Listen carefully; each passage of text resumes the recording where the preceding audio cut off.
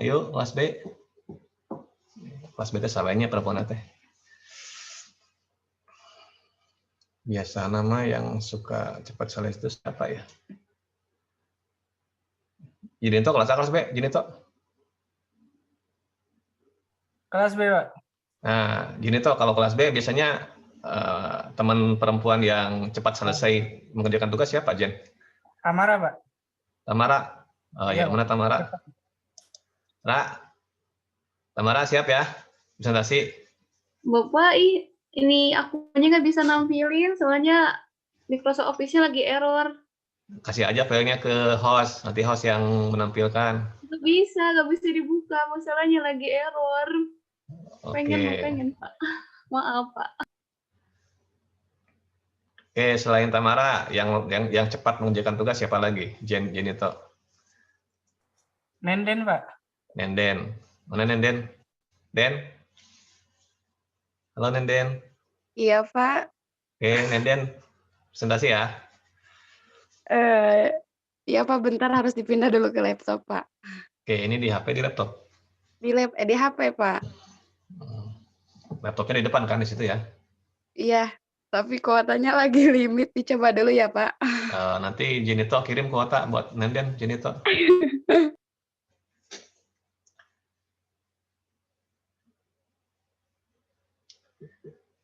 Atau kalau nggak kirim itunya filenya ke host, nanti host yang akan menampilkan.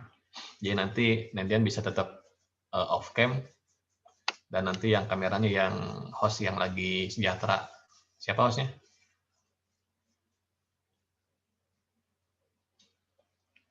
Hostnya siapa?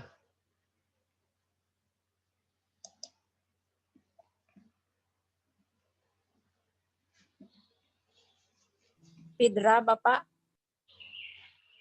Fidra pakai wifi, pakai kuota Fidra? Pakai wifi, Pak. Fidra pakai wifi, jadi boleh Nenden kirim ke Fidra ya. Fidra ya pakai laptop kan Fidra? Iya, Pak, pakai. Ya, boleh. Oke, silakan yang pertama tadi. Siapa? Hamdi ya? Betul Hamdi. Ya, Pak. Host, silakan izinkan Betul Hamdi untuk men-share.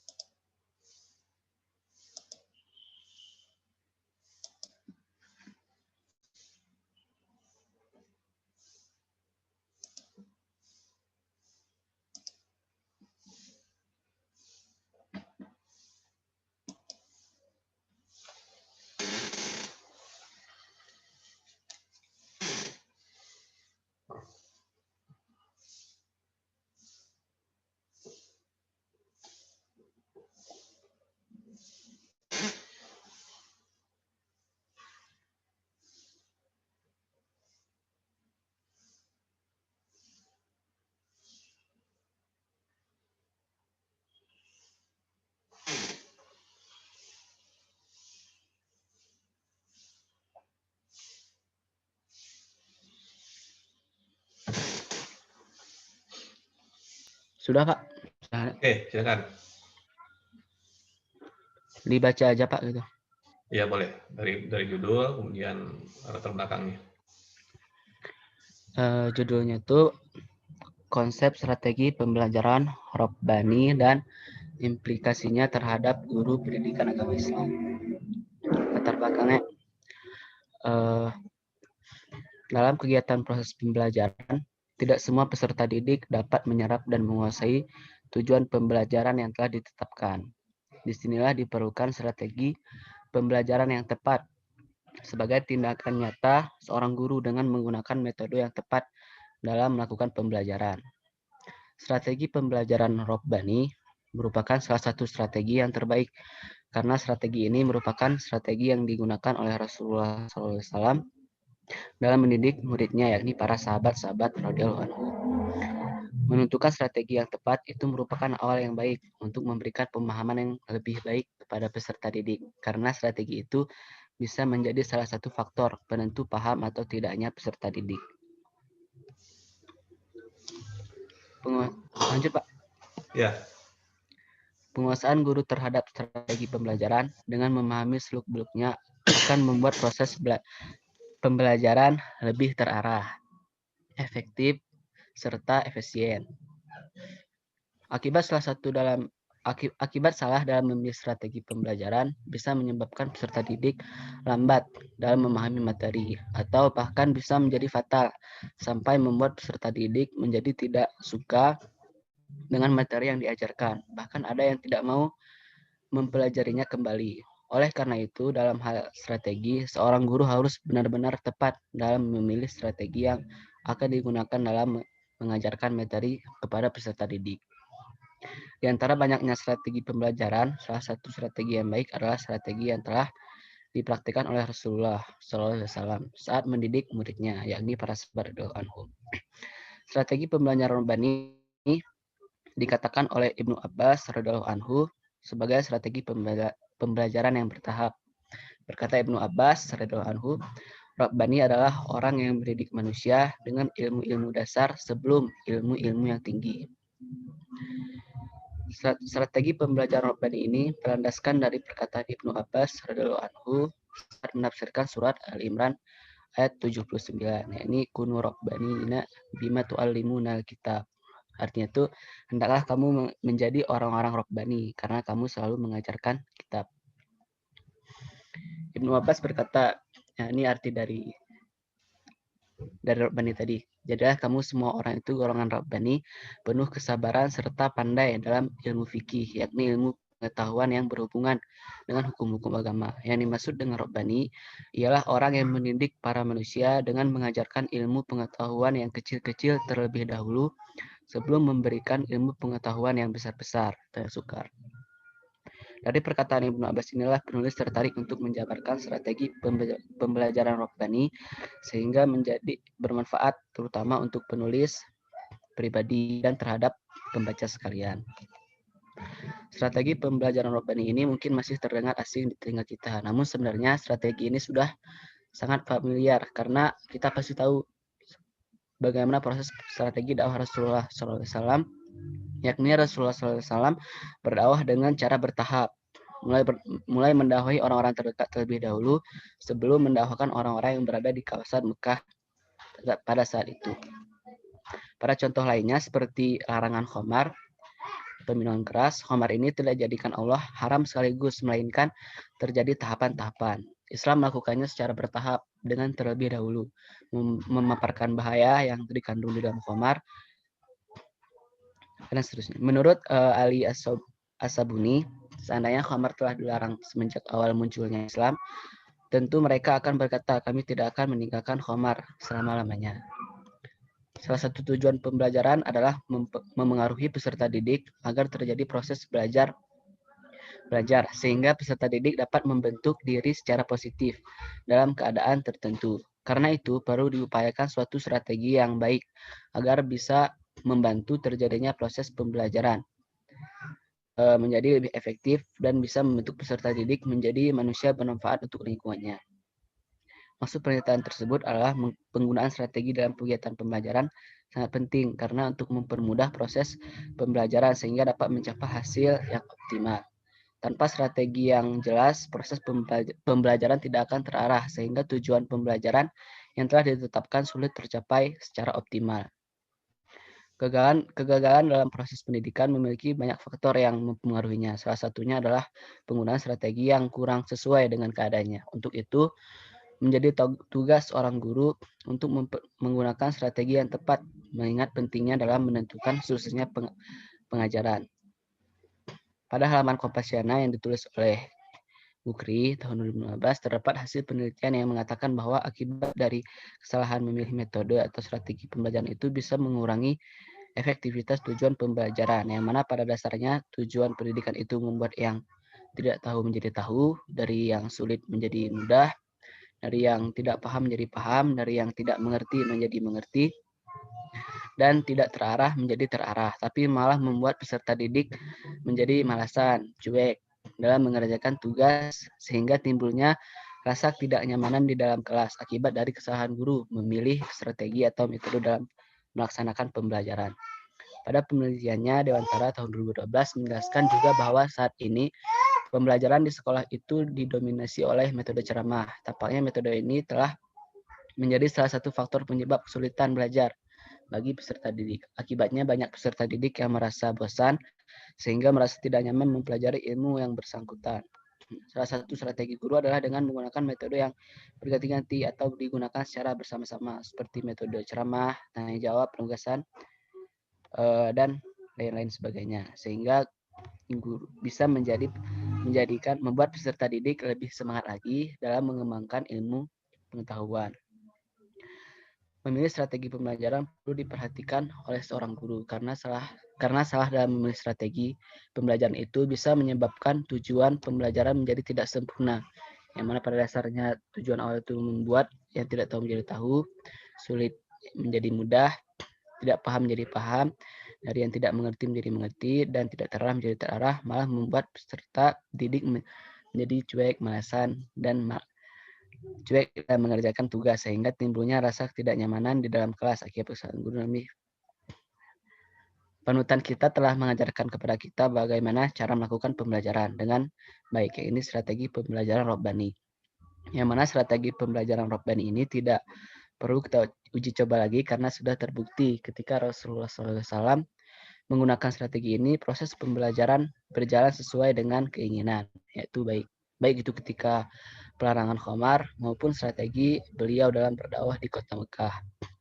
Berdasarkan latar belakang pemikiran di atas, peneliti tertarik dan berkeinginan untuk meneliti tentang strategi pembelajaran yang dilakukan oleh guru PAI dalam proses pembelajaran PAI di sekolah, yang dikemas dengan judul Konsep Strategi Pembelajaran Rabbani dan Implikasinya Terhadap Guru Pendidikan Agama Islam. Oke, terima kasih. Silakan kembali ke atas. Up. Nah.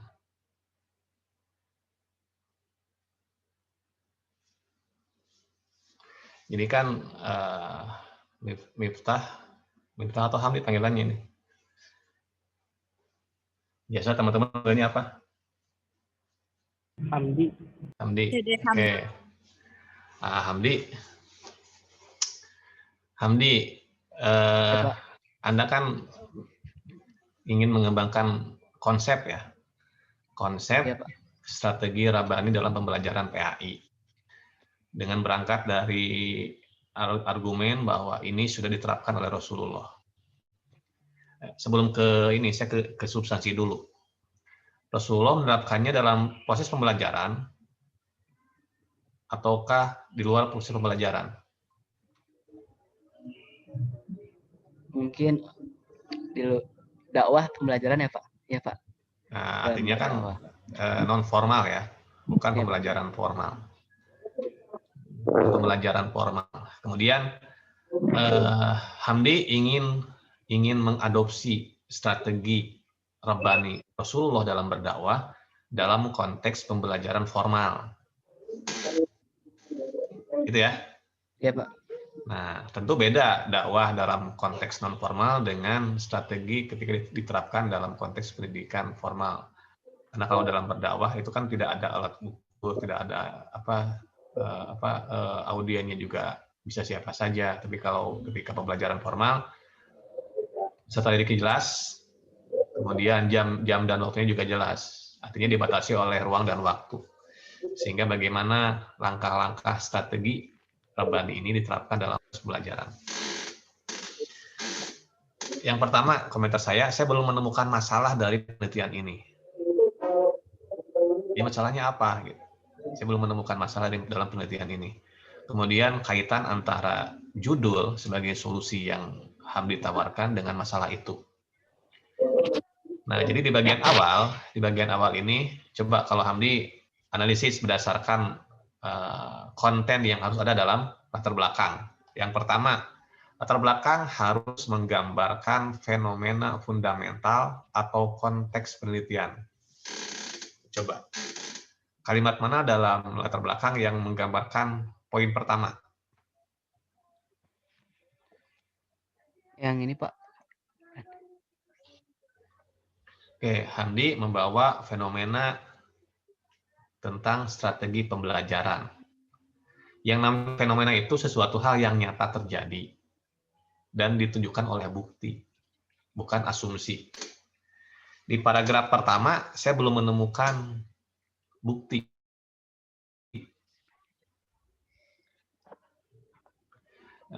Ini baru asumsi.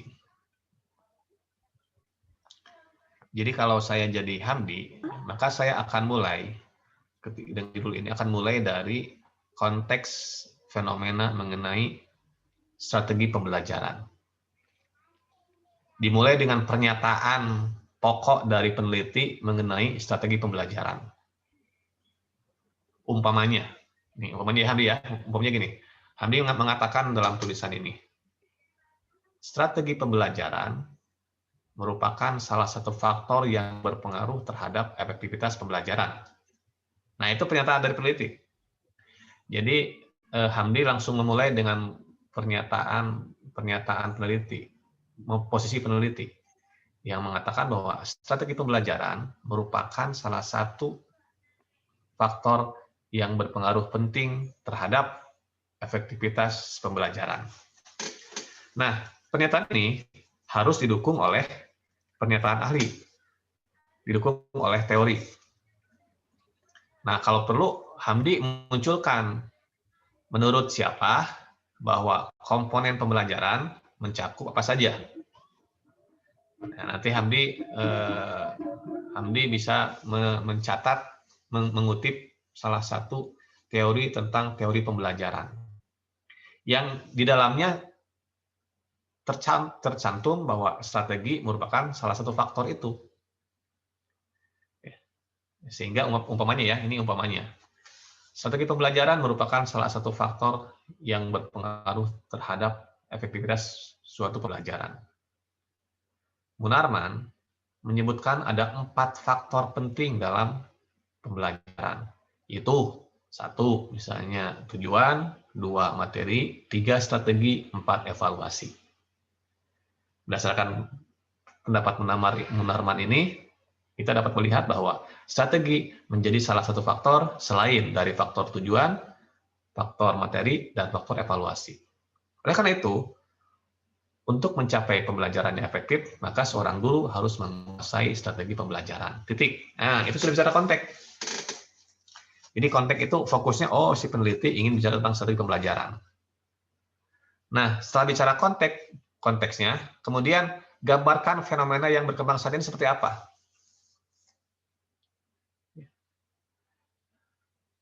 Dalam perkembangan dunia pendidikan, strategi pembelajaran telah mengalami banyak strategi pelajaran yang dilakukan oleh guru sangat beragam. Mulai dari strategi yang bersifat yang mengarah kepada student center sampai strategi yang mengarah kepada teacher center. Nah, jadi Hamdi bicara tentang bagaimana fenomena tentang strategi pembelajaran yang sekarang berkembang dalam dunia pendidikan. Bahwa biar terlihat bahwa Hamdi itu banyak baca. Nah, tentu ketika mengatakan jenis-jenis strategi pembelajaran yang berkembang di dunia pendidikan, ya harus ada rujukannya. Misalnya Setiawan menggambarkan 8 jenis strategi yang umum digunakan dalam pembelajaran di dunia saat ini, yaitu A, B, C, D, dan seterusnya. Nah, jadi Hamdi tunjukkan fenomena global tentang perkembangan dari strategi pembelajaran. Nah, itu baru bicara konteks, baru bicara fenomena secara global ya, secara umum. Bahwa strategi pembelajaran itu seperti ini keadaannya saat ini. Pemilihan strategi oleh guru sangat bergantung kepada tujuan dan materi pembelajarannya. Umpamanya Hamdi bicara seperti itu. Nah, sejauh ini pilihan-pilihan strategi pembelajaran oleh guru menunjukkan pilihan yang kurang tepat, sehingga menghasilkan pembelajaran yang tidak menarik bagi siswa. Sebutkan contoh risetnya. Tadi misalnya Hamdi menyebutkan sebagai contoh salah satu metode yang berkembang dalam dunia pembelajaran adalah metode ceramah. Metode ini merupakan metode klasik yang masih sering digunakan oleh guru di kelas. Kenyataannya metode ini masih dianggap membosankan oleh siswa karena tidak mampu mengembangkan kreativitas peserta didik. Terlalu teacher center. Nah, jadi Hamdi gambarkan permasalahan-permasalahan yang dihadapi oleh guru dalam strategi pembelajaran. Dan apa risiko ketika guru salah memilih strategi pembelajaran. Nah, lebih lagi, Hamdi punya nggak realita yang menunjukkan pentingnya strategi Robani diterapkan dalam pembelajaran? Misalnya fenomena apa? Sehingga Hamdi melihat, oh ini penting nih strategi Robani itu. Ada tidak?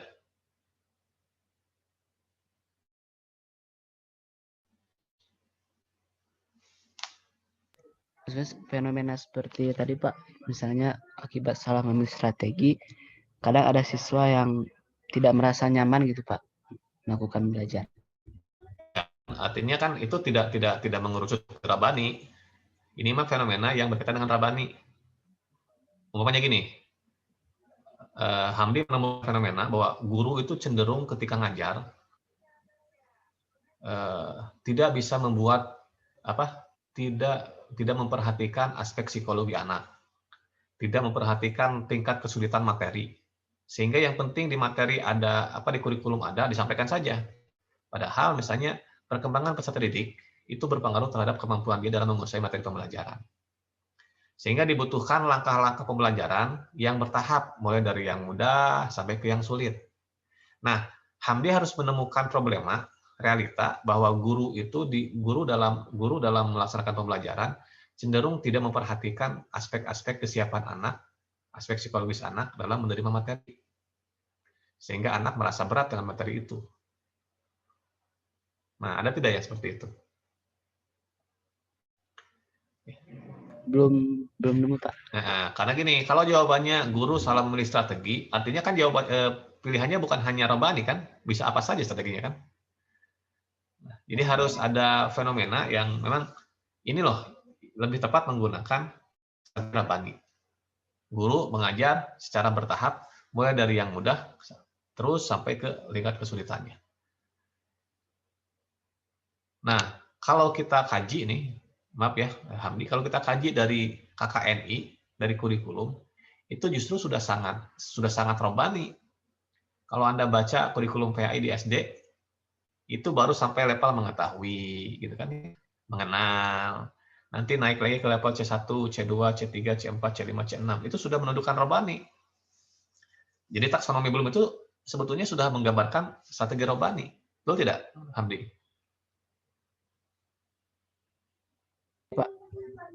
Bahwa taksonomi Bloom yang berkembang di dunia pendidikan saat ini itu adalah implementasi dari konsep Robani, betul tidak? Ya, ya artinya nggak ada masalah kalau begitu ya.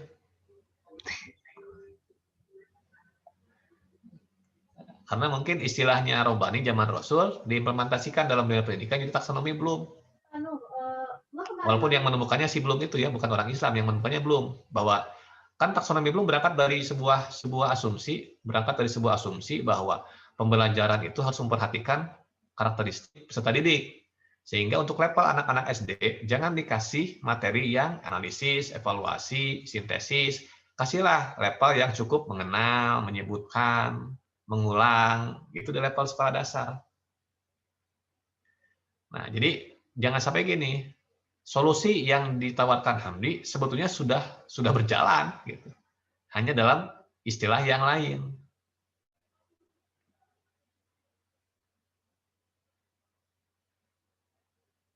Nah, jadi saya belum menemukan kira-kira masalahnya apa nih, Hamdi. Maaf ya, ini kita ini aja ya, menelanjangi pemikiran Hamdi supaya memang bisa diterima judul ini. Fenomena yang ada. Jadi kalau konsepnya gagasannya saya sudah oke nih. Gagasannya sudah oke.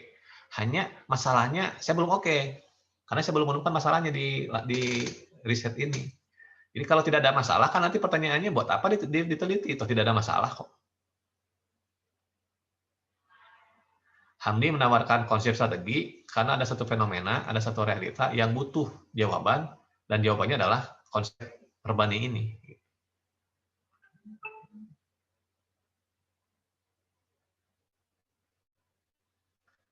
Kecuali ya Hamdi menemukan ada perbedaan mendasar antara konsep Rabbani dengan yang tadi saya sebutkan, misalnya dengan taksonomi Bloom itu ada bedanya.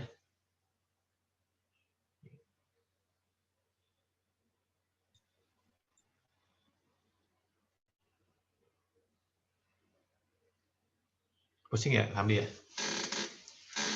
Ya Pak. Iya. Tapi dapat nggak catatannya? Masalahnya apa? Pak, nah ini yang harus Hamdi jawab. masalahnya apa? Pak. Dan masalahnya bukan asumsi, masalahnya adalah realita yang ada dalam kehidupan nyata. Oke lah, misalnya realitanya bahwa pemilihan strategi yang tidak tepat akan menyebabkan pembelajaran yang tidak efektif. Itu bukan realita, itu mah konsep. Konsep dasarnya seperti itu. Nah, bagaimana cara memilih strategi yang tepat dengan materi pembelajaran? Apakah strategi Rabbani itu tepat untuk semua pembelajaran, ataukah hanya pembelajaran tertentu? Apakah selama ini pembelajaran yang terjadi di kehidupan dunia pendidikan memang tidak Rabbani?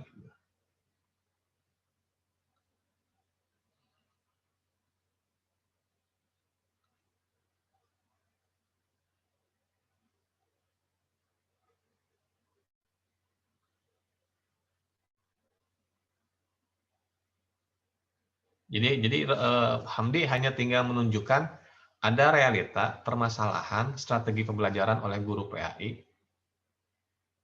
yang itu jawabannya adalah dengan strategi pembelajaran Rabbani.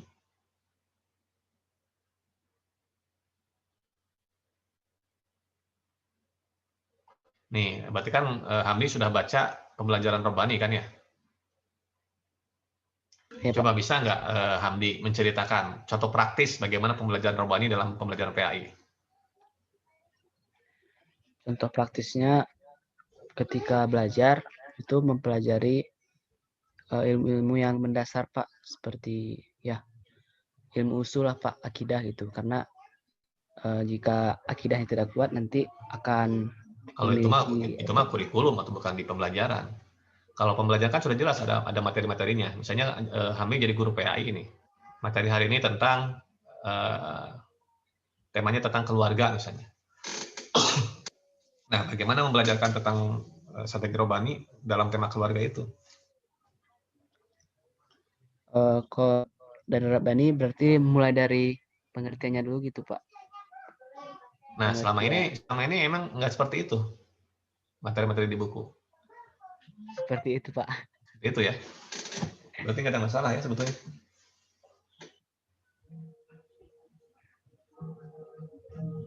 Berarti sudah Rabbani sebetulnya ya. Kalau baca kurikulum sudah Rabbani belum? Sudah Pak. Sudah Rabbani ya. Jadi masalahnya apa ya?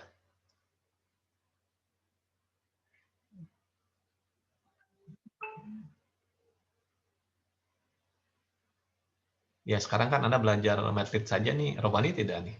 Belajar dari yang mudah dulu lah. Bikin judul, bikin latar belakang, terus nanti sampai jadi. Sampai pada pengumpulan data, analisis data. Gak mungkin saya ngajar langsung pada analisis data penelitian kualitatif. Kan tidak, tapi harus berangkat dari yang dasar dulu. Bagaimana menemukan masalah.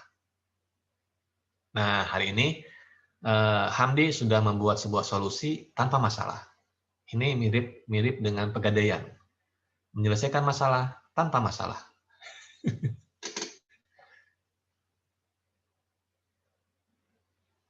Oke, jadi ini nggak sebenarnya sih Hamdi hanya tinggal menemukan realita bahwa ada permasalahan dalam pembelajaran yang membutuhkan jawaban dan jawabannya adalah pembelajaran Rabbani. Dari latar belakang dari A sampai Z saya baca ini semuanya konsep. Ya, asumsi akademiknya ini tentang pentingnya Rabbani, Rasulullah sudah menerapkan dalam dakwahnya, efektif, itu adalah normatif. Tapi ketika normatif ini dibawa ke dalam aktual, harus ada realita. Nah, bagaimana menerapkan konsep masa lalu? Ini kan berarti konsep masa lalu ya, konsep Nabi. Bagaimana konsep Nabi yang dakwah secara umum diterapkan dalam konsep pembelajaran yang khusus? Nah, ini kan menjadi sebuah PR ya, PR buat kita. Itu ya, Hamdi ya? Ya, Pak. Ada pertanyaan dari yang lain, teman-teman yang lain boleh juga kalau mau mengkritisi yang punya Hamdi ini. Jadi yang penting Hamdi gini, poin-poin yang pernah saya berikan itu Anda nanti telusuri. Pertama, fenomena fundamentalnya ada. Silakan ditutup dulu, Hamdi.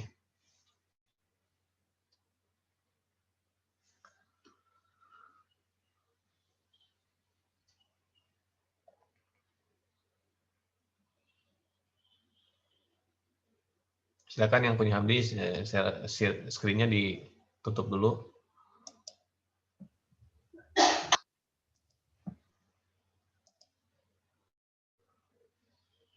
Nah, ini kan yang pernah saya sampaikan ya. Niko, ini terbaca Niko?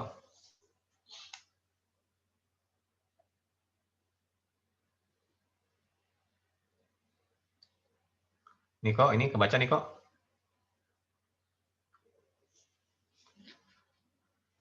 Angga, ini kebaca Angga? Kebaca, Pak. Nah, berarti Angga ada ya, ada di ruangan ini. Niko, kemana Niko ya?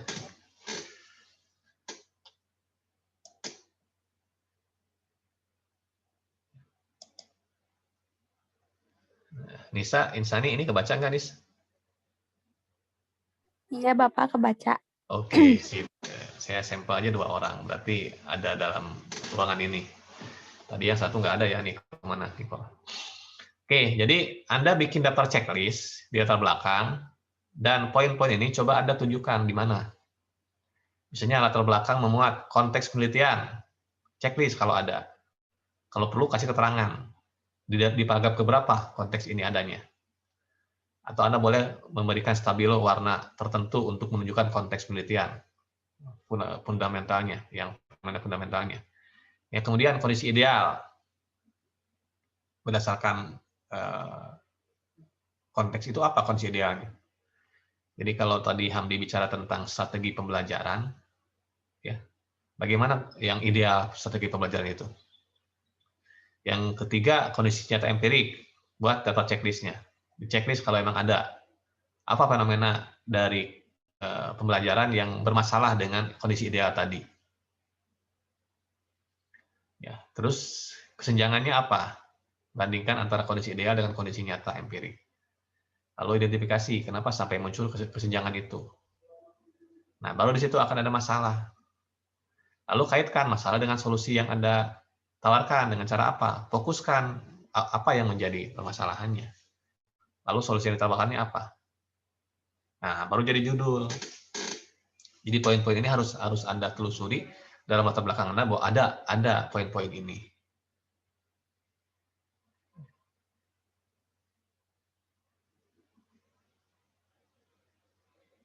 Kalau yang Hamdi tadi konteksnya ada, walaupun tidak kuat ya, tidak kuat bicara konteksnya, masih bicara normatif, belum bicara fenomena globalnya. Kondisi ideal juga ada, kondisi ideal juga ada tentang urgensi dari strategi robbaninya. Hanya kondisi nyata empirik, kemudian kesenjangan dan fokusnya ini yang belum ada ya, sehingga solusi yang ditawarkan melalui judul yang tadi itu tidak bisa direlevankan dengan masalah yang Anda temukan, bahwa kebermanfaatan dari riset Anda itu adalah mampu berkontribusi terhadap permasalahan yang ada. Kalau masalahnya tidak ada, kalau masalahnya belum jelas, atau bahkan tidak ada, artinya nggak ada manfaatnya riset ini. Nah, dan kalau tidak ada manfaatnya, buat apa penelitian? Gitu nanti. Nanti kan seperti itu dalam ujian proposal. Kalau poin-poin ini lengkap, jelas, dan berkesinambungan, kemudian nyambung, maka tingkat diterimanya akan tinggi. Tapi kalau seperti yang sekarang ya, yang punya Hamdi hanya memuat konteks penelitian, hanya memuat kondisi ideal, tapi tidak menggambarkan kondisi nyata empirik, sehingga bisa diidentifikasi masalah yang terjadi dalam fokus penelitian ini. Nah, baru nanti nyambung dengan solusi yang ditawarkan. Itu ya Hamdi ya. Oke, jadi walaupun sekarang saya mengkritisi yang punya Hamdi, sebetulnya komentarnya ini untuk semua. Artinya nanti Anda bisa berbalik kepada diri Anda sendiri. Maka bagus kalau sekarang semuanya membuka latar belakang yang Anda buat, sehingga apa yang jadi kata-kata saya bisa Anda implementasikan dengan cara mengkritisi sendiri. Self-kritisi gitu, mengkritisi sendiri latar belakang Anda. Cari paragraf mana yang menggambarkan konteks penelitiannya, paragraf yang menggambarkan kondisi ideal, yang menggambarkan kondisi nyata, empiriknya, kemudian kesenjangannya di mana, lalu masalahnya apa, kemudian tunjukkan Anda melakukan proses identifikasi masalah. Nah, berdasarkan identifikasi masalah, maka Anda fokuskan penelitiannya. Lalu solusi yang ditawarkan apa dengan fokus itu? Inilah judul.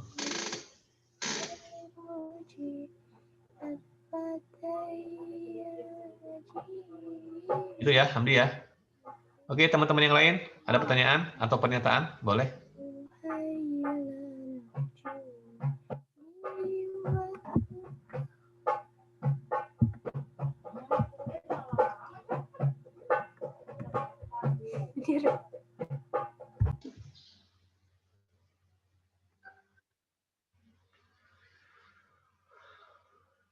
Oke, sekarang kita coba yang kedua ya. Coba yang kedua dari punyanya Nenden ya. Den, coba Den.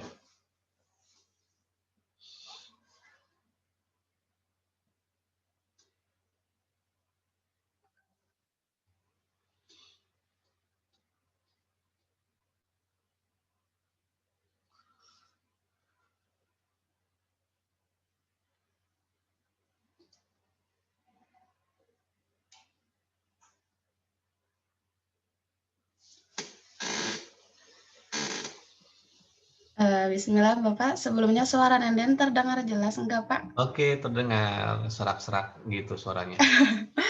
Bentar Pak. Ya, siap. Tapi Bapak sebelumnya mohon maaf ya Pak kalau latar belakangnya masih gitu Pak, acak-acakan. Ya, dimaafkan dari sekarang lah. Ini untuk dari judulnya penguatan akhlak mulia santri melalui kurikulum integratif di pesantren Kampung Quran Learning Center. Latar belakang. Kedudukan akhlak dalam kehidupan manusia sejatinya menempati tempat yang sangat penting, baik sebagai individu, masyarakat, ataupun bangsa. Setiap manusia senantiasa dihiasi dengan akhlak, yang mana masing-masing tercermin dalam setiap tingkah laku kesehariannya. Untuk membentuk akhlak mulia atau karakter yang baik, maka perlu adanya kesadaran, baik dari dalam diri sendiri maupun dari upaya yang dilakukan dengan sedemikian rupa. Salah satunya melalui pendidikan yang menanamkan nilai-nilai keagamaan. Melalui pendidikan tersebut diharapkan mampu mencapai tujuan dari hakikat pendidikan itu sendiri, yakni membentuk manusia yang sempurna atau insan kamil. Dalam hal ini contohnya adalah pendidikan Islam di pesantren. Pengembangan sumber daya manusia yang dilandasi oleh nilai-nilai Islam adalah target utama dalam pendidikan di pesantren. Nilai-nilai Islam yang dikemas melalui pendidikan pesantren memberikan makna bahwa pesantren merupakan media belajar bagi para santri untuk nantinya bisa terjun ke masyarakat sekaligus sebagai agen perubahan. Melalui penanaman nilai-nilai agama, sebuah pesantren dipandang memiliki peran sebagai lembaga pendidikan yang ideal dalam membentuk akhlak atau watak dan kepribadian para santri. Menurut Tolha Hasan, mantan Menteri Agama Republik Indonesia, menyatakan bahwa sebuah pesantren haruslah mampu menghidupkan fungsi-fungsinya, yaitu salah satunya adalah pesantren sebagai lembaga keagamaan yang melakukan kontrol. Kayaknya ini ada yang kurang deh Pak, melakukan kontrol di masyarakat gitu. Hal ini sejalan dengan Undang-Undang Sisdiknas nomor 20 tahun 2003 pasal 30 bahwa pendidikan keagamaan berfungsi mempersiapkan peserta didik menjadi anggota masyarakat yang memahami dan mengamalkan nilai-nilai ajarannya dan atau menjadi ahli agama. Di samping itu, sebagai sebuah lembaga pendidikan, pesantren memiliki fungsi dengan dua misi, yaitu sebagai pendidikan umat yang secara umum guna mendidik serta menyiapkan generasi muslim menjadi umat yang berkualitas, Di sisi lain, pesantren juga sebagai sebuah lembaga hasil pengkaderan para ulama atau agent of excellence dan pengembang daripada ilmu pengetahuan, khususnya terkait ilmu agama.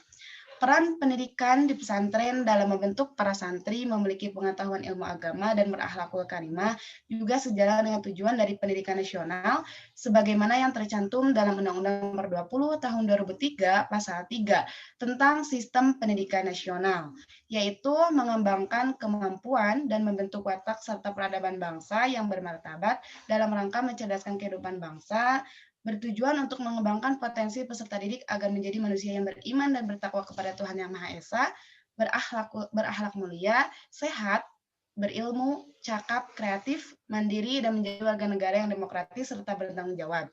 Selain itu, dalam realitas historis,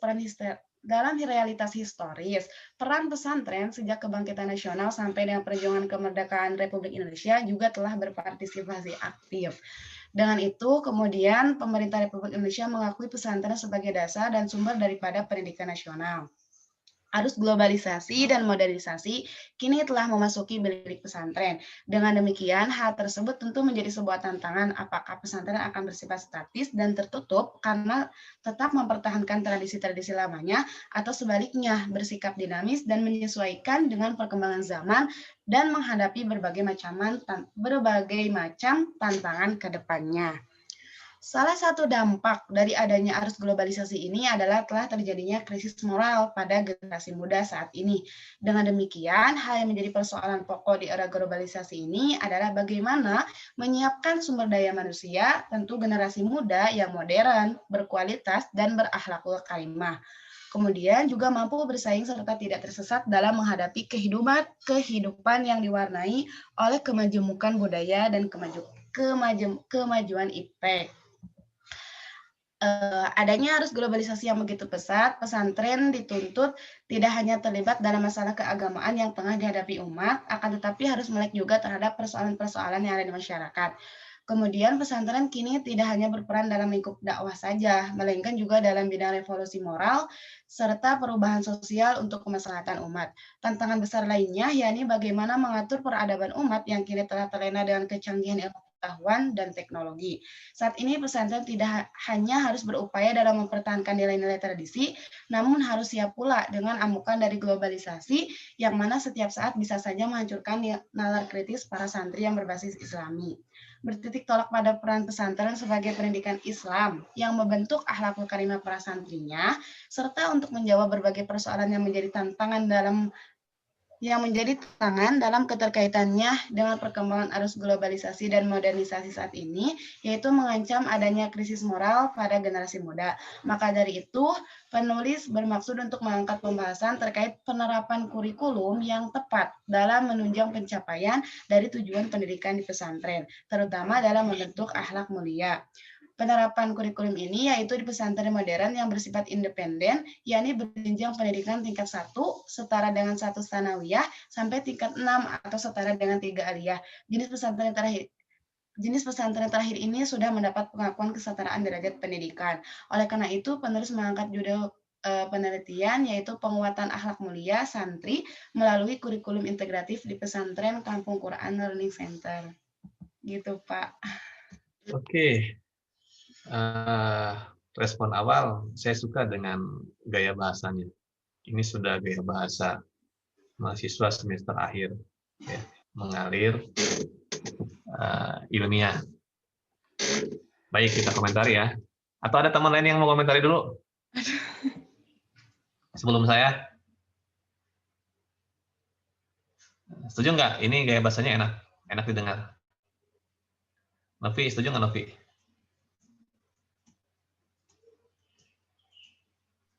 Setuju, Pak. Setuju. Baik, ke atas kembali ke pagar pertama. Oke, coba kita analisis dengan menggunakan kriteria yang tadi disebutkan di template ya. Jadi yang pertama tentang konteksnya, fenomena fundamental.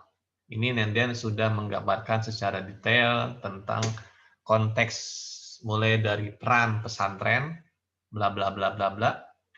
kemudian kaitan antara keberadaan pesantren dengan tujuan pendidikan nasional yang relevan.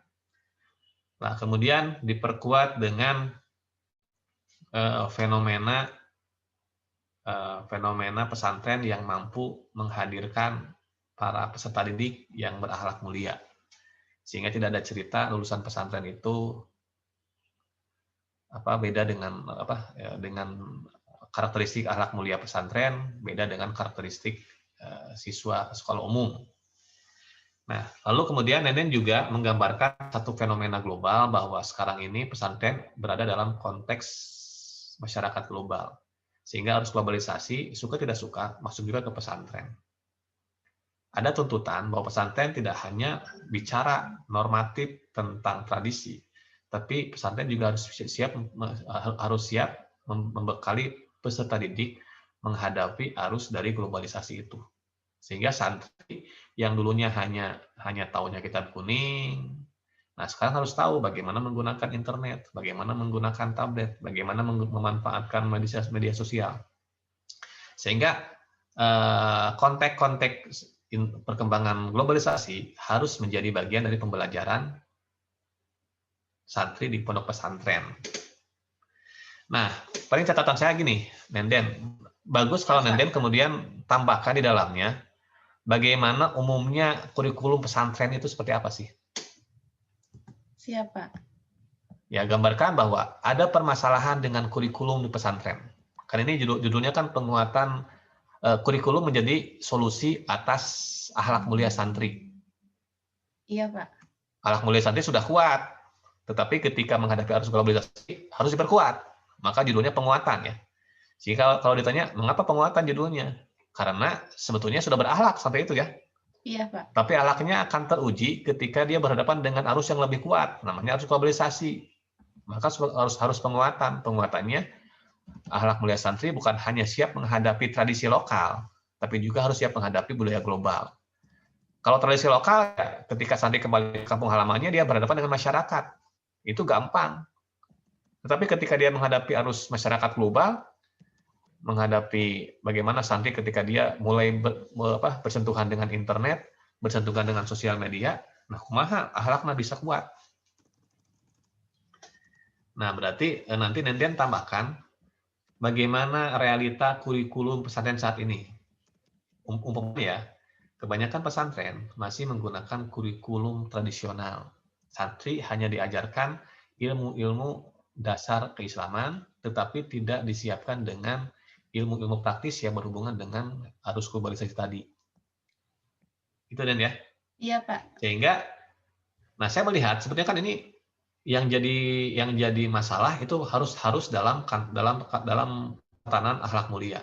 Tapi kalau saya baca dari solusinya, kurikulum integratif, sebetulnya kan ini kurikulum yang mempertemukan antara akhlak mulia dengan wawasan. Iya.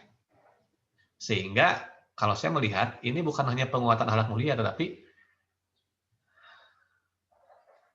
kalau saya sih lebih melihatnya pada integrasi penguatan akhlak mulia dan wawasan. Oh, iya. Jadi kalau saya akan memberikan rekomendasi ke Nenden, tambahkan kata integrasi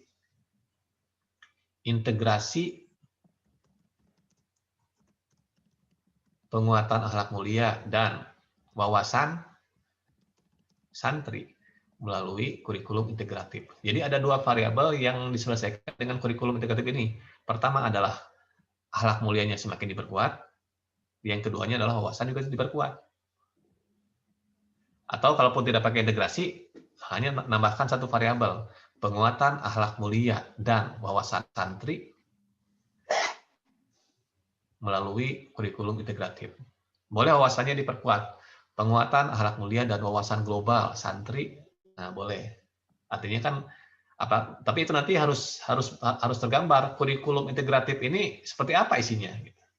Nah, studi pendahuluannya seperti apa, Nenden? Tentang kurikulum integratif ini. Bedanya apa dengan kurikulum yang biasa? Kalau sebetulnya sih Pak ada juga belum terlalu banyak baca literatur terkait yang kurikulum integratif. Cuman kalau sekilas baca terutama yang diterapkan di pondok pesantren kampung Qurannya itu, jadi lebih ke memadu padankan gitu antara pembelajaran yang tradisionalnya gitu Pak, seperti yang apa sih kajian kitabnya. Terus kan ini fokusnya pada tahfiz Al-Quran juga gitu Pak. Nah selain itu para santrinya juga belajar apa ya, buat pengembangan potensi diri dari setiap santrinya. Jadi nantinya tuh punya bekal gitu setelah lulusnya, tidak hanya hafal Al-Quran dan juga apa ya, yang kajian kitab kuning itu, tapi juga sudah diasah gitu dari leadership-nya, dari potensi diri setiap santrinya kayak gimana. Itu sih Pak baru sekilas yang Nenden baca, terutama di pesantren Kampung Quran Learning Center. Soalnya apa ya Pak, nyari-nyari informasi lagi,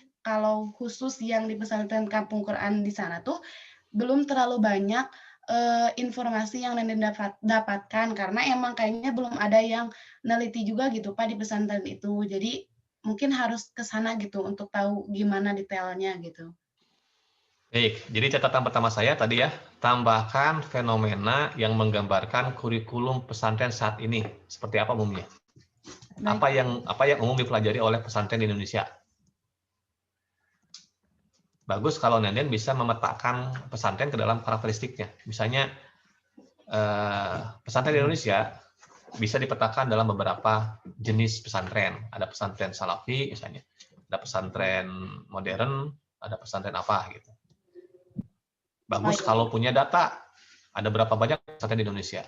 Yang salafi ada berapa, yang modern ada berapa, dan macam-macam. Iya Pak. Oh iya Pak, kalau terkait untuk yang apa barusan yang jenis pesantren, pernah baca kemarin itu di buku atau di jurnal gitu. Jadi ada yang memang tradisional yang benar-benar itu yang salafi kayak gitu. Ada juga yang modern. Kalau modern itu tuh lebih ke integrasi antara apa ya, yang tradisional tapi bukan tradisional ya Pak, ya pesantren pada umumnya, tapi ada jenjang pendidikan yang formalnya gitu Pak, kayak SMP sambil mondok. Tapi ada juga yang jenis yang tadi Nenden dicantumkan kalau nggak salah di paragraf akhir-akhir, yang independen, modern tapi independen itu tuh yang kayak di sini di Pondok Pesantren Kampung Quran Learning Center, di mana itu tuh ada 6 tingkat, jadi tingkat 1 sampai tingkat 3 itu tuh emang udah setara sama pendidikan apa sanawiyah. Kalau yang tingkat 4 sampai 6 tuh setara sama yang aliyah gitu. Ya, artinya itu tetap pembaca diberikan wawasan tentang fenomena pesantren di Indonesia. Di Indonesia ada banyak pesantren, kalau punya data statistik bagus, ada berapa pesantren, kemudian dipetakan ke dalam beberapa jenis, pesantren salafi, tradisional, kemudian pesantren modern. Bedanya apa sih tradisional modern? Ya jelaskan juga di paragraf itu ya. Perbedaannya apa? Kemudian apa problematika yang dihadapi oleh pesantren salafi dan apa yang dihadapi oleh pesantren modern? Keuntungannya apa di masing-masing jenis pesantren itu? Oke. Nah, kemudian ini di kalimat terakhirnya, coba paragraf terakhirnya, latar belakang. Ini loncatnya sangat jauh ya. Loncatnya sangat jauh. Coba lihat ke bawah. Kalau yang atas sih sudah sistematis. Cuman pas masuk ke paragraf. Iya, yang terakhirnya agak paragrafnya gitu. Itu loncatnya terlalu jauh. Betul. Jadi harusnya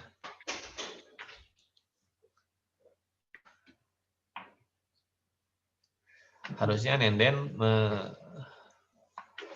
ya yang tadi itu bisa di sini, bahwa karakteristik pesantren dengan problematika yang dihadapinya bisa dimunculkan di sini.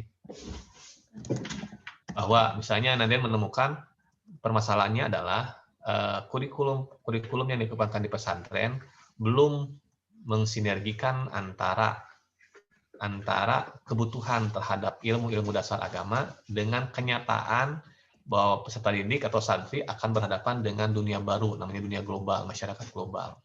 Sehingga dibutuhkan kurikulum yang mampu mensinergikan antara pembinaan agama dalam kurung akhlak mulia dengan penguatan wawasan santri agar dia bisa berhadapan dengan kehidupan masyarakat modern.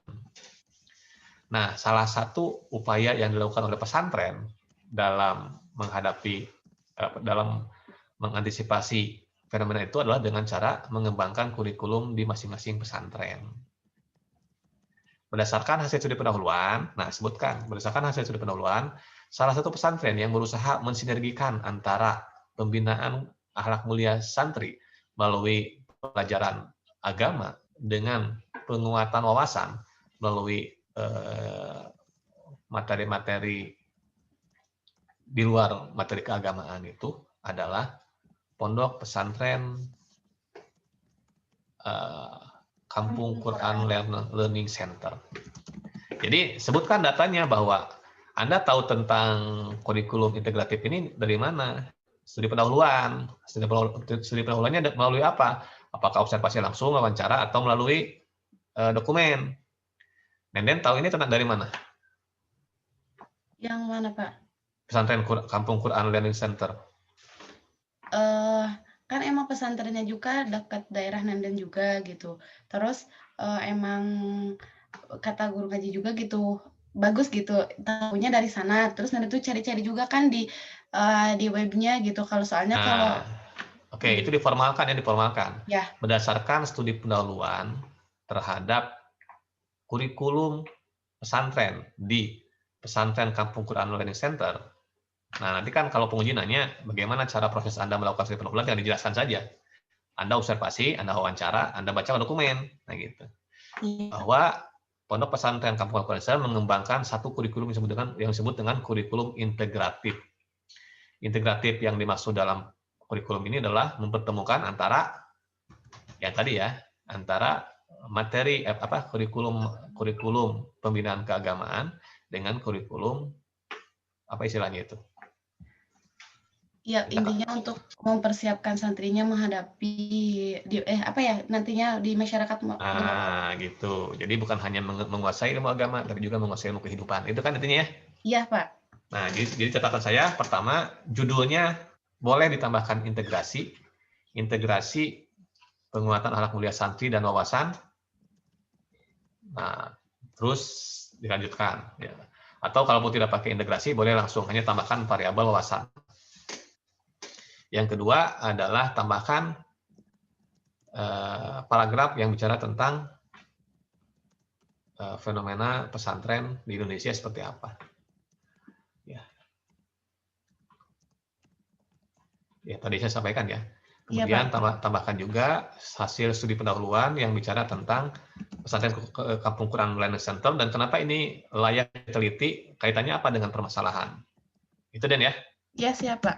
Oke, tapi secara umum dari semua komponen yang saya tetapkan, yang ditetapkan dalam isi latar belakang masalah, yang Anda buat sudah memenuhi hampir seluruhnya ya, kecuali yang paragraf akhir yang terlalu loncat, itu butuh paragraf tambahan untuk menyambungkan antara realita dan mengapa pesantren Kampung Quran Learning Center bisa menjadi solusi atas problematika yang dihadapi oleh pesantren saat ini. Itu Dan ya?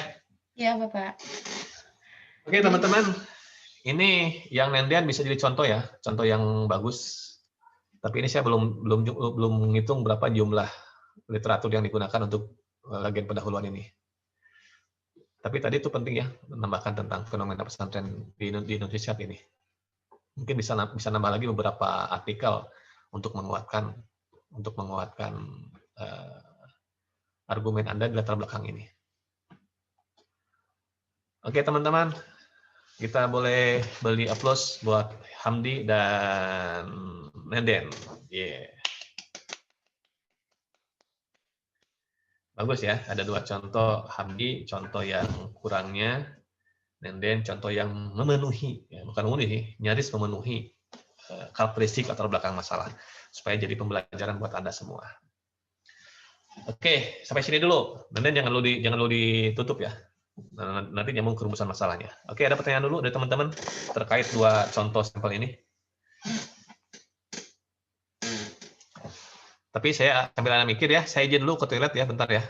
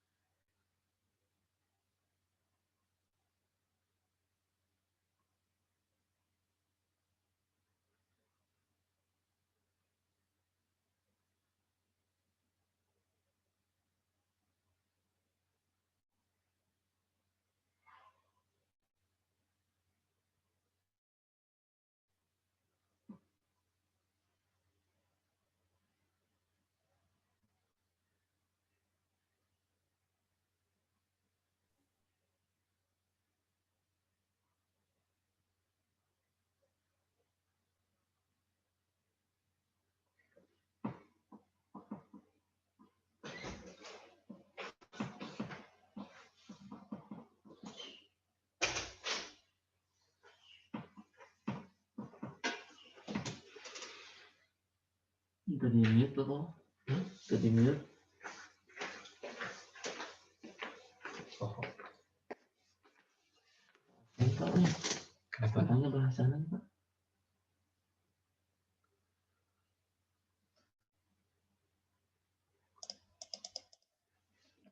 Oke.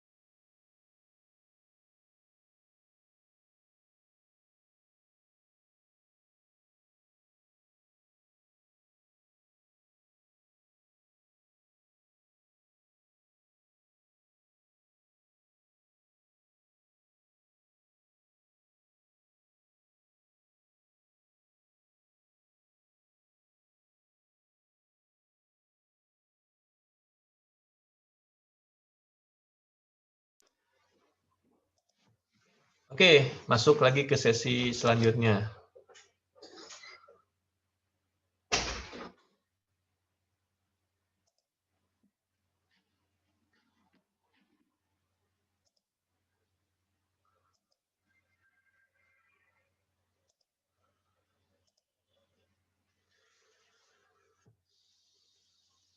Oke, saya minta on cam dulu 1 menit. Memastikan Anda masih ada di ruangan ini. Silakan on cam dulu. Wah, rayakan nih. Siap. Ya, terus wah, Yeni, Ajril, Fidra, Anissa, Nita, Astri, Bilkis, Desi, Tetin. Oke, masih banyak yang belum on cam dulu sebentar. Tidak lama, saya hanya ingin memastikan Anda ada di sini. Wah, kayaknya baru pada bangun tidur nih. Langsung berkemas-kemas gini. Adam, di mana Adam? Lagi di jalan, Adam? Adam background-nya langit gitu.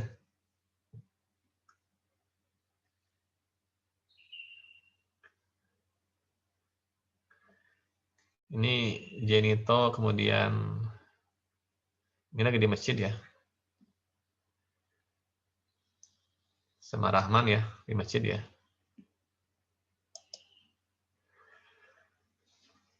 Coba Sylvia, review catatan dari artikel pertama tadi. Yang lain boleh off cam lagi ya kalau mau off cam. Kecuali yang dipanggil namanya, Anda jangan off cam. On cam, kecuali sinyalnya memang jelek. Sylvia, coba. Dari yang Hamdi, apa reviewnya tadi? Catatan saya.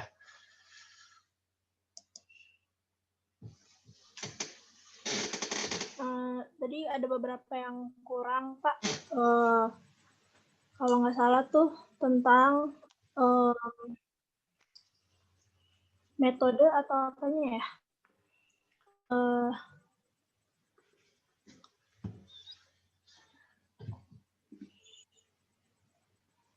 Ada apa ya?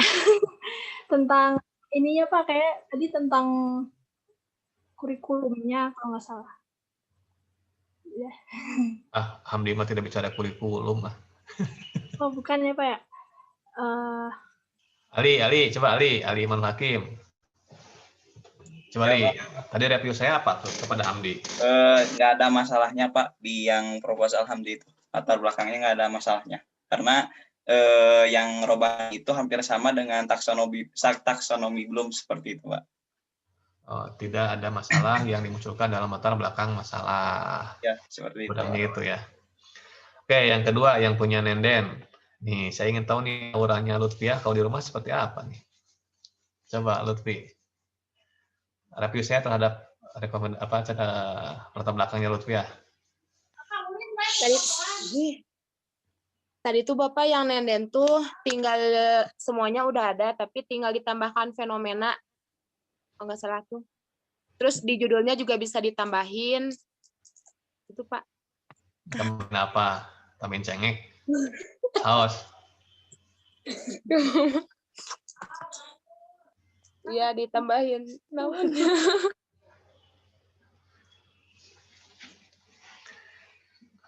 Oke, saya tanya partnernya nih, Melina. Melin, Cing, auranya kalau berdua berpisah kayak gimana nih? Melin. Iya, Pak. Ini auranya rada gelap nih Lutfiah nih, nggak cerdas sekarang nih.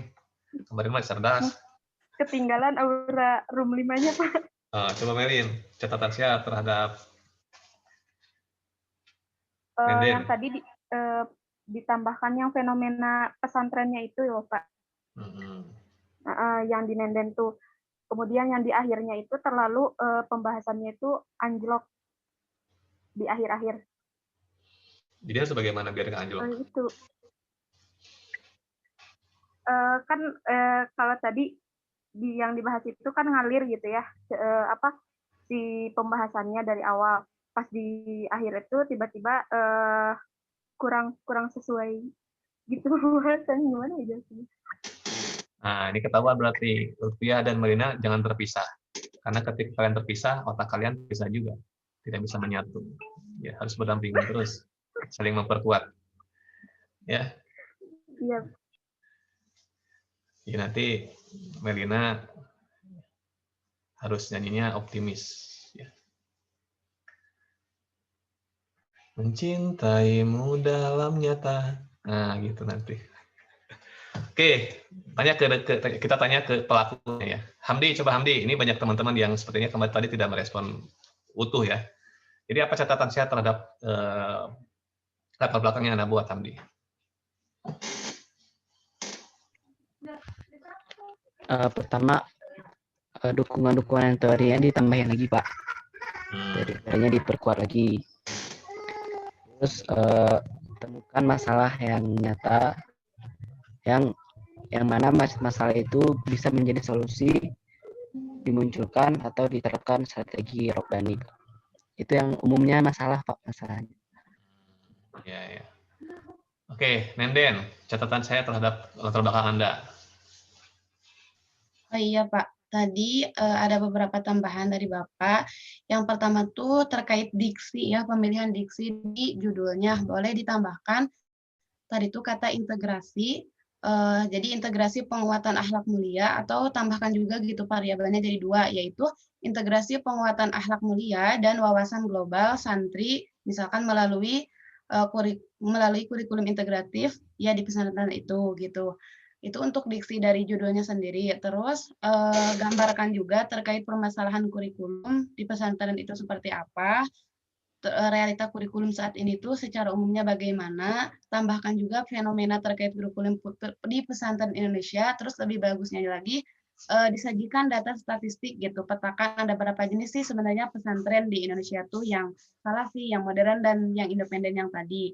Terus di yang kalau ini diperjelas mungkin Pak di karakteristik problematika pesantren di yang paragraf terakhir, betul tadi kata Melina dan teman-teman yang lainnya, yang kalau di paragraf akhir itu belum terlalu mengalir gitu Pak, emang masih bingung gitu kemarin itu, jadi anjlok gitu dari yang pembahasan awal pas ke akhir kurang nyambung gitu. Terus udah mungkin itu Pak. Oke, perbaiki ya. Nanti kita lihat pekan depan seperti apa latar belakang yang jadinya. Baik, sekarang kita masuk ke bagian kedua. Coba Den, bagian ke rumusan masalah, bagian B.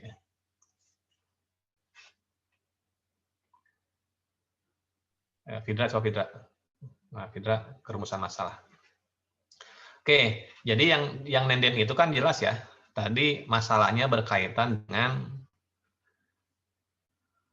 jadi solusinya adalah kurikulum integrasi, kurikulum integratif. Kemudian permasalahannya ada pada akhlak mulia dan wawasan global. Wawasannya boleh global atau tidak pakai global juga nggak apa-apa ya Den ya. Artinya kalau tidak pakai global, artinya wawasan yang lokal juga bisa dimasukkan. Baik, Pak. Pada dua aspek ya.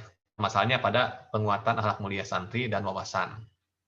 Penguatan akhlak mulia dan wawasan santri juga bisa itu ya. Penguatan akhlak mulia dan wawasan santri melalui kurikulum integratif di pesantren Kampung Quran Learning Center. Nah, maka di sini grand teorinya ada pada grand teori tentang kurikulum pesantren, kemudian tentang akhlak mulia, dan tentang wawasan itu ya. Itu poin-poin penting yang harus dikuasai secara teoritis. Ya, tentang kurikulum pesantren, seperti apa, kemudian tentang pembinaan akhlak mulianya seperti apa, kemudian tentang wawasan itu apa sih. Nanti kan bicara wawasan, mungkin bicara yang tadi oleh Hamdi ya, bicara robani itu, wawasan itu mulai dari yang level wawasan rendah sampai wawasan yang tinggi. Kemudian akhlak mulia seperti apa. Nah, rumusan masalah itu menggambarkan fokus penelitian yang akan Anda teliti berdasarkan masalah yang ditemukan. Ya, masalahnya kan jelas ya, yang Nenden ini masalahnya adalah santri menghadapi problema akhlak mulia dan wawasan dalam konteks masyarakat global. Tantangan santri dalam kaitan akhlaknya dan kaitan wawasannya ketika berhadapan dengan masyarakat global, bukan lagi masyarakat lokal. Kira-kira apa pertanyaan? Jadi kalau rumusan masalah umumnya hanya tinggal merubah judul menjadi kalimat pertanyaan ya, Den ya. Walaupun secara umum ada juga yang membolehkan rumusan masalah pakai pernyataan, tetapi sebagian besar kebiasaan dalam tradisi masyarakat ilmiah, rumusan masalah menggunakan kalimat pertanyaan. Jadi kalau rumusan masalah umumnya, Nenden hanya tinggal kopas dari judul, kemudian buat jadi kalimat pertanyaan. Biasanya cukup dengan menggunakan kata bagaimana. Ya, bagaimanakah penguatan akhlak mulia dan wawasan santri melalui kurikulum integratif di pesantren Kampung Quran Learning Center. Nah, yang jadi PR adalah bagaimana menurunkan rumusan masalah umum kepada rumusan masalah khusus atau pertanyaan penelitian. Ini nanti harus dikaitkan dengan teori yang digunakan oleh Nenden. Umpamanya Nenden menggunakan teori tentang kurikulum, maka nanti rumusan masalahnya berkaitan dengan struktur kurikulum itu. Misalnya, ini kan pertanyaannya bisa mulai Anda menggunakan 4W1H itu ya. What, why, when, apalagi yang 4W itu. What, who, why, when, kemudian how ya. Kira-kira apa, Den? Pertanyaan pertama.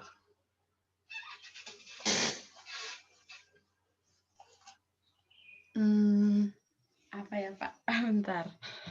Kan fokusnya pada kurikulum integratif, itu ya. Nah, kira-kira Nenden mau cek kurikulum integratif apanya dulu yang dicari?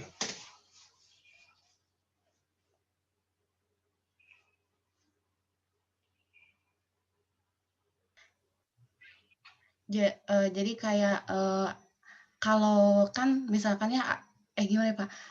Kurikulum integratif di sana itu gimana sih gitu, kan ada pendiri-pendirinya gitu kan ya Pak, maksudnya penjabat-pejabatnya tuh merumuskannya tuh bagaimana gitu sampai terbentuknya misalkan kurikulum integratif di sana. Bisa nggak Pak? Gimana ya? Biasanya kalau tadi pakai teorinya Hamdi ya, berurutan dari yang paling dasar dulu, kita kira-kira apa pertanyaan yang dibutuhkan oleh peneliti? Berarti berangkat kayak dari pengertian, jadi kita menanyakan apa sih kurikulum integratif atau nggak usah Pak itu mah? Nah, mulai dari pertanyaan apa? Iya.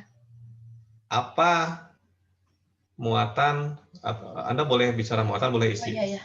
Apa isi dari kurikulum integratif? Dari kurikulum integratif di pesantren Kampung Al-Quran Learning Center. Nah, istilahnya apakah isi, struktur, atau apa, tergantung dari teori yang nanti ikut diambil di bab 2 ya. Iya, Pak. Di kurikulum harus ada apa saja? Isi. Nah, berarti kalau di dalam itu ada isi, harus ada. Jadi ini nanti mengacu kepada teori yang digunakan di bab 2 ya, tentang kurikulum.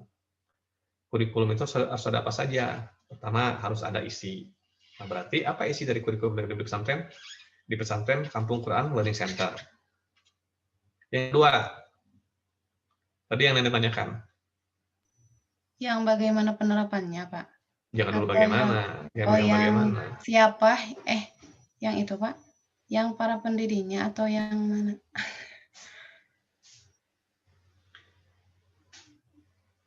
Apakah kurikulum integratif ini ujuk-ujuk ada? Enggak, pasti dibentuk dulu, Pak. Nah, berarti ada latar belakangnya kan? Iya. Latar belakang mengapa pengelola pesantren memilih kurikulum integratif ini? Maka pertanyaan keduanya adalah mengapa? Jadi kalau pertanyaan apa, itu substansi. Nanti jawabannya substansi. Tentang isi kurikulum integratif. Pertanyaan kedua, mengapa? Kalau mengapa, maka pertanyaannya adalah sejarah, latar belakang. Mengapa pesantren Kampung Quran menggunakan kurikulum integratif?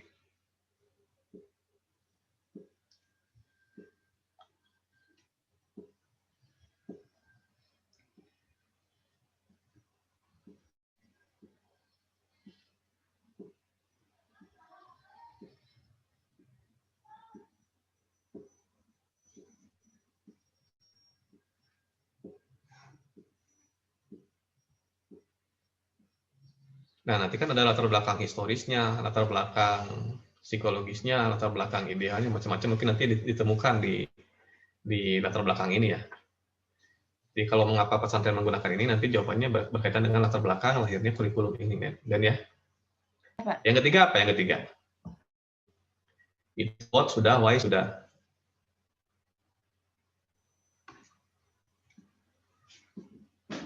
Apalagi ya, Pak? Kalau ya, dan teliti bagaimana prosesnya. Iya. Berarti bagaimana itu pertanyaannya? Bagaimana proses Penerapannya, Pak? Penerapan kurikulum integratif di pesantren tersebut. Nah, itu. Bagaimana proses penerapan?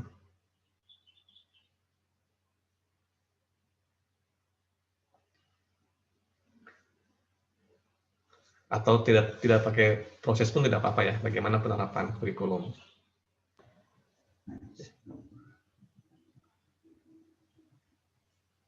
Nah, setelah diterapkan, diteliti, oke, penerapan anak.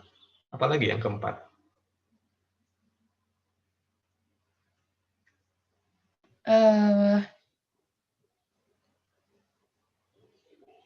Apa yang jadi kayak kesesuaian gitu bisa gak Pak? Jadi yang seharusnya misalkan di kurikulum itu gini-gini, nah pas penerapannya sesuai enggak gitu?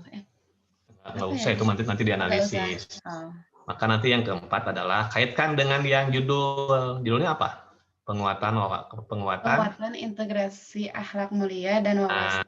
Jadi pertanyaan keempat adalah bagaimana hasil penerapan kurikulum integratif di pesantren Al-Quran terhadap penguatan akhlak mulia dan wawasan santri. Bagaimana hasil penerapan kurikulum integratif di pesantren tersebut terhadap judul yang apa tadi? Penguatan akhlak mulia dan wawasan santri. Udah jadi proposal. Kalau saya jadi penguji dan jadi dosen pembimbing, saya akan ada sini untuk judul skripsi. Jadi nenek sudah lolos satu tahap, lolos dari dosen metrit. Tinggal nanti lolos dari dosen PA. Ada dosen PA, nak, Den? Pak Wawan, Pak. Nah, langsung konsultasikan ke Pak Wawan ya. Ya. Pak, saya punya judul, ini rumusan masalahnya. Kalau Pak Wawan setuju, nah, minggu depan kita lanjutkan. Nanti nenek jadi pilot project percontohan untuk proposal penelitian angkatan ini. Ya. Ya, jadi PR selanjutnya nenek mengkonsultasikan judul latar belakang dan rumusan ini ke Pak Dr. Wawan Hermawan selaku pembimbing akademik. Nanti kita lihat bagaimana respon beliau. Nah, biasanya setiap dosen punya karakteristik masing-masing ya. Saya nggak tahu Pak Wawan nanti akan suka nggak dengan riset ini. Ya. Nanti pertanyaan Pak Wawan pasti paling biasanya sih hubungannya dengan PAI. Nah, nanti harus menjelaskan itu. Dan itu memang harus muncul di latar belakang. Kira-kira kalau ditanya itu apa dan jawabannya, Den?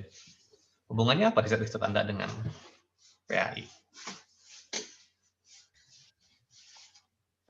Kan Pak, apa ya, kalau pendidikan agama Islam tuh ya menurut Naden pasti berkaitan sama pesantren, karena kan yang namanya pendidikan itu sendiri kan tidak hanya secara formal di lingkungan sekolah gitu, kayak penanamannya di pesantren bisa, terus di lingkungan keluarga bisa. Nah ini juga di pesantren ya masuk gitu Pak, masih koheren gitu. Nah nanti sampaikan wilayah kajian penelitian PAI, bukan hanya PAI di sekolah, tapi juga PAI di luar sekolah. Itu aja sih sederhana jawabannya. Sesuai payung penelitian.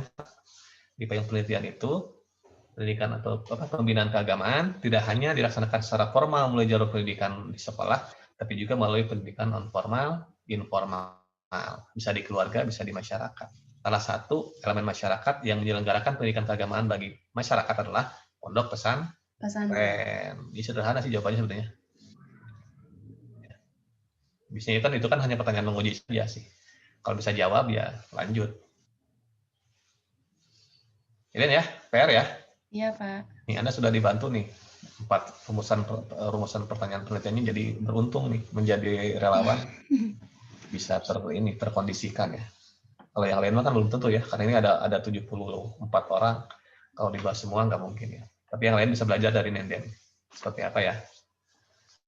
Baik Bapak, hatur nuhun. Oke, silakan ditutup. Oke ya, jadi sekali lagi untuk semuanya, ketika Anda sudah jelas judul penelitiannya, sudah jelas rumusan apa, sudah jelas masalahnya apa, diidentifikasi, maka ketika membuat rumusan masalah, harus berangkat dari teori dasar yang menjadi dasar riset Anda. Kalau yang tadi teori dasarnya adalah kurikulum, maka nanti Anda hanya tinggal mengacu pada kurikulum yang harusnya ada dalam kurikulum apa saja sih? Ya, misalnya harus ada isinya, harus ada tujuannya, harus ada implementasinya, harus ada evaluasinya. Nah, Anda bisa kembangkan itu. Sehingga tadi yang Nenden rumusannya menjadi 4 komponen itu. Komponen isi yang terangkum dalam pertanyaan apa isi kurikulum integratif. Kemudian tujuan itu terwakili oleh pertanyaan mengapa muncul kurikulum integrasi di pesantren ini. Kemudian implementasi terwakili oleh pertanyaan ketiga, dan evaluasi terwakili oleh pertanyaan keempat tentang hasil. Sehingga hasil penelitian ini akan selaras dengan apa yang ditanyakan dalam rumusan masalah. Oke, Den. Kalau rumusan pertama, jadi gini, Anda akan bisa riset kalau Anda sudah bisa menggambarkan bagaimana langkah-langkah menemukan jawaban. Jadi pertanyaan penelitian itu sama dengan pertanyaan UTS UAS. Tugas Anda adalah menjawabnya. Bagaimana cara menjawabnya? Anda harus punya sumber informasi yang bisa memberikan data terhadap pertanyaan-pertanyaan itu. Kalau Nenden bertanya, membuat pertanyaan sendiri ya, nanti kan membuat pertanyaan sendiri, jawab sendiri. Apa isi kurikulum integratif Pondok Pesantren Quran Learning Center? Kira-kira jawabannya apa, Den? Atau sumber jawabannya di mana dapatnya? Ya, kalau untuk jawaban yang akurat gitu, Pak, ya harus pada sumbernya langsung, harus pada ke sana gitu, Pak. Ya, kira-kira siapa yang bisa ngasih jawaban? Yang pimpinan di sana, termasuk yang bagian dari kurikulumnya, Pak. Nah, pimpinannya, bagian kurikulumnya, dokumennya ya. Iya, soalnya... Nah, itu. Kan pasti ada dokumennya kan? Iya. Nah, maka dokumen menjadi salah satu sumber datanya. Kemudian dokumen kan tidak bisa ngomong. Yang bisa ngomong orang. Maka ketika Anda baca dokumen, Anda tanya tentang latar belakang itu seperti apa. Sehingga mungkin akan terjawab visi, misi, tujuannya apa ada dalam dokumen itu. Yang poin kedua, pertanyaannya, mengapa? Mengapa itu kan latar belakang ya. Maka nanti nyambung dengan yang pertama sebetulnya ya. Bisa jadi satu dokumen menjawab 2 pertanyaan itu. Kalau yang ketiga, penerapannya ya mau tidak mau harus observasi ke pesantren itu seperti apa penerapannya. Kapan dia belajar agama, bagaimana pembinaan akhlaknya di sana, bagaimana wawasannya, akhlak apa saja yang dikembangkan di sana, wawasan agama apa saja yang dikembangkan di sana. Nah, nanti diteliti lewat implementasi itu. Sehingga nanti keseluruhan dari pertanyaan penelitian, Anda akan analisis dengan menggunakan teori kurikulum itu. Teori kurikulum, teori pembinaan akhlak, teori penguatan wawasan keagamaannya. Yang ada di bab 2. Itu Dan ya. Yang penting mah tergambar kayak nanaonan penelitian teh gitu. Iya, Pak. Oke, jadi Nisa, gimana caranya kita membuat rumusan masalah teh?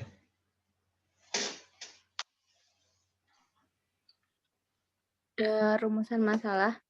Kalau yang dari contoh dari Nenden, Pak, apa namanya tadi konteksnya itu gitu ya, dari judulnya yang rumusan masalah umum mah, jadi ngambil dari judulnya gitu ya, pertanyaan-pertanyaannya teh ngacu ke judul gitu. Terus untuk rumusan masalah yang khusus mah, mulai dari apa ya, dasar gitu atau apa ya, ya pokoknya mah yang paling pertama gitu ya, yang kayak pengertian, definisi, intinya mah apa itu yang diteliti teh kayak gitu. Terus kemudian tujuan atau ya kenapa gitu. Kalau yang tadi Nenden mah kenapa si kurikulum integratif teh diterapkan di Kampung Al-Quran itu gitu. Terus setelah itu, nah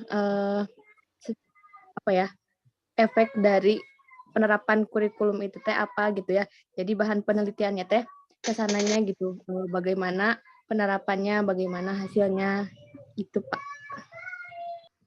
Oke, makanya kuncinya kenapa bab 2 dibuat setelah bab 1? Ya, karena bab 2 itu menjadi landasan teori untuk Anda bisa mempraktekkan penelitian itu. Kalau Nenden tidak menguasai teori tentang kurikulum, tidak bisa menguasai teori tentang penguatan pembinaan akhlak mulia, tentang penguatan wawasan, maka nanti ketika pengumpulan data akan kesulitan. Ya, karena wawasannya terbatas. Karena itu harus dikuatkan dan teorinya berkaitan dengan kurikulum pesantren, kemudian berkaitan dengan apa namanya tadi? Pembinaan akhlak sama wawasannya. Itu ya. Ternyata nggak susah ya bikin proposal ya, gampang ya. Oke, ada pertanyaan sampai sini? Silakan.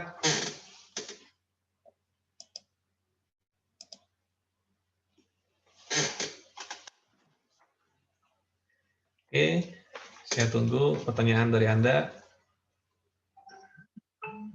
Sambil mikir, ulang, saya lihat wajah Anda sudah mulai gelisah memikirkan judul Anda yang belum pasti. Tapi yang pasti Anda harus mulai mencintai judul Anda, mencintai dalam sepi, tapi jangan sampai menepi. Harus terus berjuang untuk mendapatkannya. Ya. Ini Rahman di masjid mana, Man?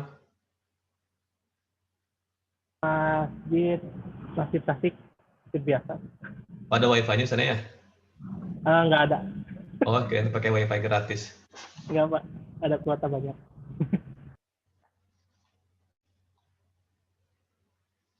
Tamara, Maisa, Safira, ini yang anak saya belum ada yang konsul ke saya nih.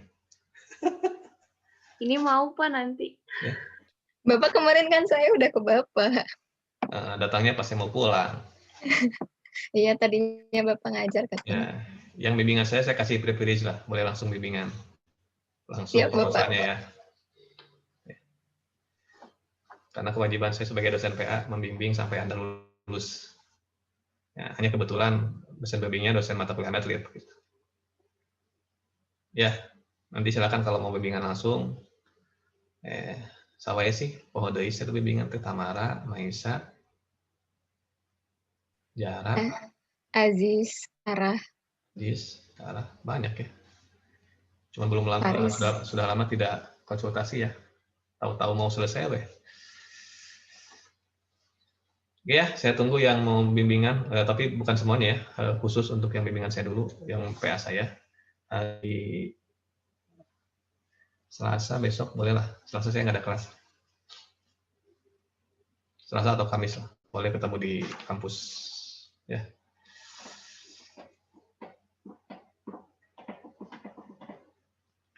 Kalau yang lainnya mah boleh, kalau saya lagi free ya boleh Anda langsung tembak saya ya. Kayak kemarin Afifah sama Persada Nusantara ya, langsung nembak dor. Nah, kalau ditembak saya nggak akan melawan, saya akan menyerah saja untuk melayani Anda.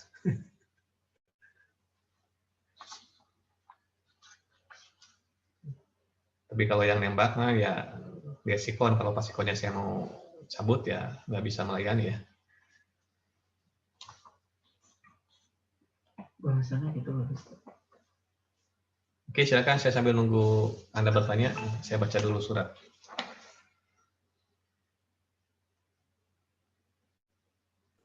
Bapak izin bertanya. Mengafen?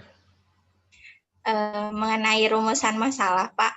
Nah, rumusan masalah itu tuh apakah harus mencakup 5W1H atau sesuai dengan kebutuhan penelitian kita, Pak? Oke, sesuai dengan kebutuhan penelitian. Tidak harus semuanya ditanyakan. Bisa jadi yang lainnya terangkum dalam satu pertanyaan. Misalnya tadi pertanyaan tentang siapa, kapan, itu bisa terangkum dalam pertanyaan bagaimana penerapan kurikulum integrasi. Nah, nanti kan di dalam temuannya bisa jadi nanti Nenden akan bertanya tentang siapa saja yang terlibat dalam implementasi kurikulum itu. Nah, itu pertanyaan Bu. Pertanyaan Bu siapa? Lalu kapan dilaksanakannya kurikulum itu? Nah, itu kan pertanyaannya tentang tentang when ya. Terus pertanyaan yang lain-lainnya, fasilitas apa yang digunakan, dukungan support system, itu jadi pertanyaan bagaimana proses itu bisa menjawab juga beberapa pertanyaan W lainnya yang tidak terangkum dalam pertanyaan penelitian. Tidak harus disebutkan ya, Fen ya, tidak spesifik disebutkan dalam pertanyaan, tetapi nanti dalam jawaban dari pertanyaan bisa jadi itu terjawab dalam pertanyaan yang lainnya. Yang 4W plus 1H itu 5W 4W sih? 5W, Bapak. 5W 1H itu nanti itu hanya bekal dasar saja sih, bekal dasar untuk Anda membuat rumusan masalah. Sebenarnya nggak sulit sih bikin rumusan masalah, yang lebih sulit itu adalah pertanyaan bikin latar belakangnya. Kalau sudah oke, maka kayak Nenden udah oke, ya ngalir lah kesananya. Ya, Nenden diselesaikan ya sampai ke itunya. Tujuan manfaat kan itu hanya mengikuti rumusan ya. Kalau tujuan hanya merubah secara umum ya, tujuan hanya merubah kalimat pertanyaan dalam rumusan masalah menjadi kalimat pernyataan. Dengan mencantumkan kata kerja operasionalnya. Kata kerja operasional itu sesuai dengan yang Anda pelajari di evaluasi ya. Mendeskripsikan, menganalisis, atau apa gitu. Kalau Anda studinya deskriptif ya nanti mendeskripsikan isi kurikulum integratif. Ya. Mendeskripsikan proses. Nah, seperti itu. Itu kan ya? Oh ya, baik Bapak, terima kasih. Udah muncul ya video rekaman. Di sana tuh ada bahasanya kayak gitu tuh. Untuk pengambilan video. Tadi tuh bingung nggak bahasa yang munculkan bahasa rekaman apa? Itu dia beta. Tapi tenang lah, data bisa tulisan. Cuma hanya yang itu. Kan itu pasti nyungkeun draft ieu-na pertanyaanna arahna ka mana? Iya, karena kan targetnya bersedia lah. Nah, gitu. Kalau nggak bersedia, ya gitu. Ya, siapa tuh ditunggu Aina. Oke, ada lagi pertanyaan? Saya mau tanya, boleh Pak? Oke, mangga Rizda. Gimana Pak, misalkan kan ini kita tuh nemuin masalah, tapi masalahnya tuh masih secara umum gitu Pak. Kayak misalkan masalah pembelajaran, nah, tapi bukan secara PAI-nya gitu. Nah itu teh apa boleh diteliti atau gimana, terus nanti hubungan sama PAI-nya tuh kayak gimana Pak? Oke, riset itu harus spesifik mendalam. ya, harus spesifik dan mendalam, terutama untuk kualitatif ya. Kualitatif harus spesifik dan mendalam. Jadi sebenarnya mengapa spesifik? Supaya Anda lebih gampang dalam mengumpulkan datanya. Kalau masih terlalu umum, maka nanti solusi yang ditawarkan pun masih terlalu umum dan sulit untuk menemukan data jawaban dari pertanyaan yang Anda buat. Misalnya nih, kalau tadi kan kurikulum integratif di pondok pesantren X. Nah, kalau misalnya Rizda bertanya tentang penguatan misalnya kurikulum integrasi di pondok pesantren, itu kan umum ya. Berarti semua pondok pesantren itu bagaimana kurikulum pondok pesantren di Indonesia umpamanya. Nah, itu pertanyaan itu masalahnya umum. Bagaimana kurikulum pondok pesantren di Indonesia. Nah, bagaimana cara menemukan datanya? Apakah semua pesantren diteliti kurikulumnya? Apakah kalau menggunakan angket bisa mewakili jawaban semua pesantren? Kan tentu tidak. Maka ketika bicara penelitian kualitatif, itu harus spesifik dan mendalam. Harus jelas objeknya siapa. Makanya nanti di bab 3 ada pertanyaan, lokasi, dan partisipan penelitiannya. Lokasinya di mana? Siapa partisipannya? Kalau lokasinya pesantren se-Indonesia, bagaimana penelitiannya? Karena ini penelitian skripsi, bukan penelitian negara. Kalau dulu saya pernah ikut jadi peneliti di penelitian Kementerian Agama, judulnya tentang internalisasi nilai-nilai, saya lupa lagi judulnya. Pokoknya bagaimana pondok pesantren salafiyah di Indonesia, bagaimana para kiai di pondok pesantren salafi di Indonesia mendidik santrinya. Nah, itu se-Indonesia. Saya kebagian di Palangkaraya, Kalimantan Tengah. Dulu saya riset sekitar 10 hari lah di sana. Itu risetnya Kementerian Agama. Bisa nasional, karena risetnya riset negara. Tapi kalau Anda kan risetnya riset skripsi pribadi, maka harus spesifik, lokasinya mudah dijangkau. Nah, itu pertimbangannya. Rizda penelitiannya masih umum, bisa saja sebetulnya, tetapi akan kesulitan dalam mencari datanya. Oleh karena itu harus spesifik supaya datanya jelas. Kayak tadi Denden kan jelas, datanya ada di pesantren Quran, learning center tadi, learning Quran tadi, jelas di situ datanya semuanya. Maka semua pertanyaan berkaitan dengan data yang dibutuhkan cukup datang ke sana dan bisa terjawab semuanya. Tapi kalau Rizda menelitinya se-Indonesia, kumaha carana? Itu akan butuh waktu dan biaya yang besar dan tidak mungkin. Maka harus spesifik. Walaupun mungkin problematika yang sifatnya umum. Sama seperti Nenden, itu juga umum permasalahannya yang dihadapi oleh pondok pesantren. Nah, tapi kenapa kemudian menelitinya di pesantren Al-Quran ini? Karena dia punya keunikan.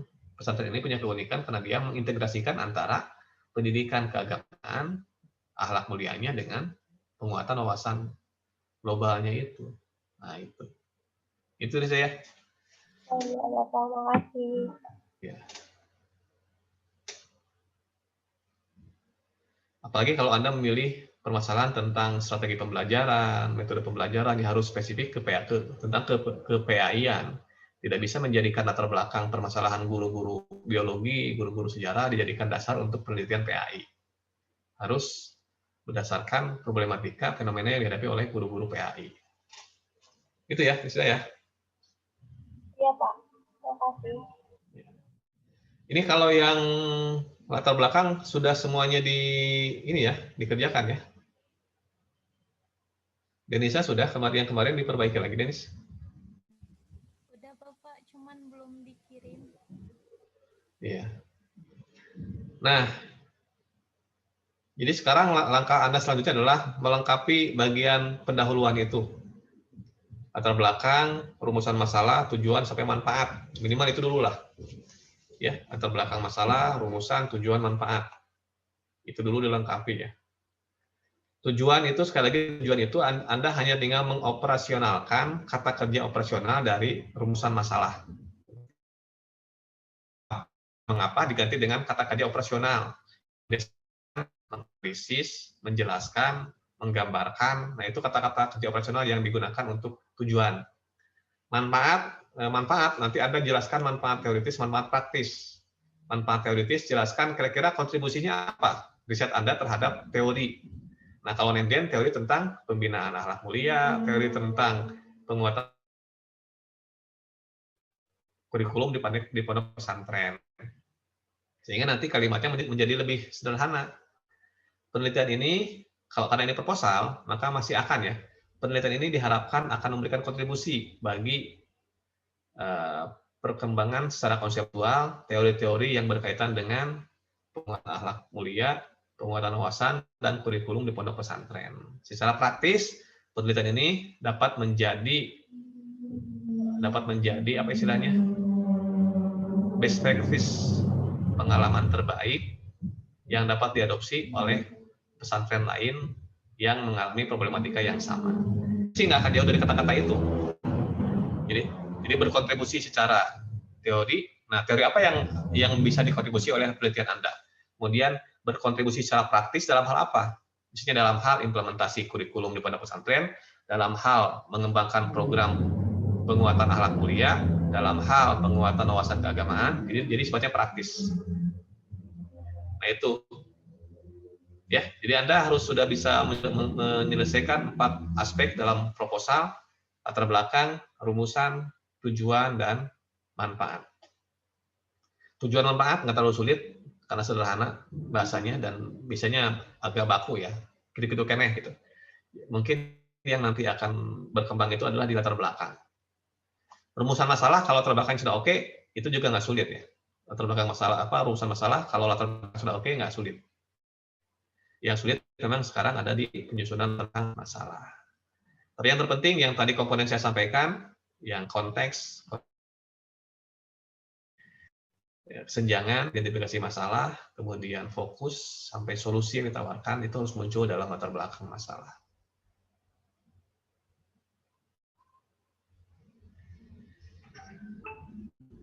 Ada lagi pertanyaan?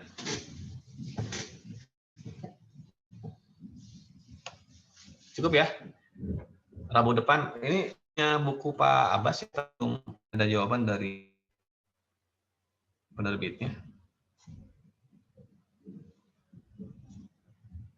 Mungkin karena memang banyak sekali yang cetak semester ini ya.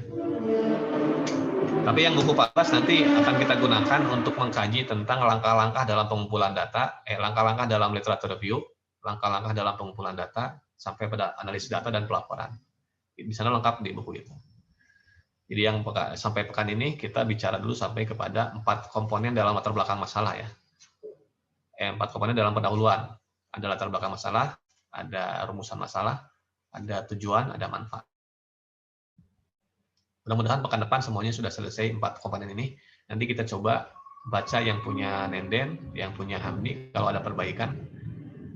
Nah, tapi usahakan Anda, sekali lagi, usahakan pekan ini Anda sudah mulai membangun komunikasi. Anda sudah mulai membangun komunikasi dengan dosen PA Anda, supaya judul Anda itu betul-betul bisa sinergi antara apa yang Anda pikirkan, catatan dari saya sebagai dosen Medfit, kemudian dari masukan dosen PU akademik. Ya, usahakan semuanya sudah mulai berkomunikasi. Syukur-syukur kalau kemudian dosen PA bagian dari riset beliau. Karena dalam konteks kampus modern, riset itu harus kolaborasi antara dosen dengan mahasiswa. Jadi Anda kalau kebingungan, Anda tinggal datang ke dosen PA, tanya, Pak, Bapak sedang riset apa? Bisa nggak saya berkolaborasi dengan Bapak dalam riset itu? Nah, nanti Anda nggak usah lagi mikir, adanya Anda cuma mengikuti risetnya dosen Anda. Gitu. Jadi kalau Tamara datang ke saya, Pak, lagi riset apa? Ada yang bisa saya bantu? Saya sedang riset disertasi, mau? Beda level lah, nggak akan ini ke karunya berat. Jadi nanti ya kalau bimbingan saya harus bikin sendiri dulu ya. Bikin sendiri dulu, nanti saya bantu untuk mencarikan solusi untuk menemukan masalahnya. Oke. Cukup ya. Yang lain ada pertanyaan? Baik, terakhir sebelum kita close, saya ingin melihat wajah Anda yang terakhir, wajah Anda sebelum berakhir kuliah ini. Apakah ada pencerahan atau semakin mumet? silakan di on cam-kan dulu ya. Yang lagi tidur silakan bangun dulu ya. Yang buka kerudung pakai kerudung dulu. Yang lagi makan selesai dulu makannya. Yang lagi ke warung, Rina ya yang beli seblak segera kembali. Rin, pedas nggak sih Rin seblak di Garut? Nggak ada ya, nggak ada seblak ya di Garut? Ada Pak, enak banget. Enak, aduh. Sekarang lagi makan apa Rina? Belum makan Pak dari pagi. Masya Allah.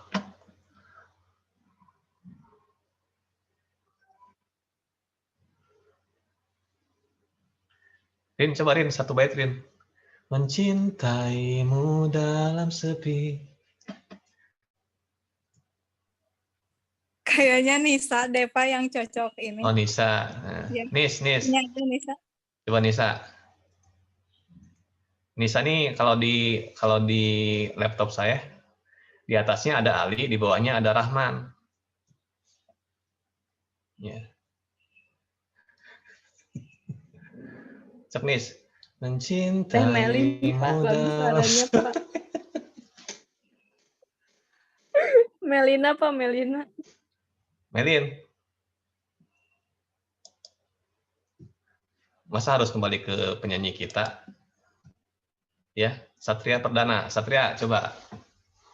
Satria bagus suaranya. Nah. Ini covernya cover laki-laki. Mencintaimu dalam sepi. Nah, Satria. Coba kita dengarkan Satria. Gimana, nih. Pak? Ya, tanpa musik aja. Lagu itu apa enggak? Menepi. Ya, apa? Sedikit apal. Ya, boleh lah. Bentar, Pak. Malu kalau ada mukanya. Oh iya, boleh oke tuh. Tapi nggak rame kalau oke. Enggak.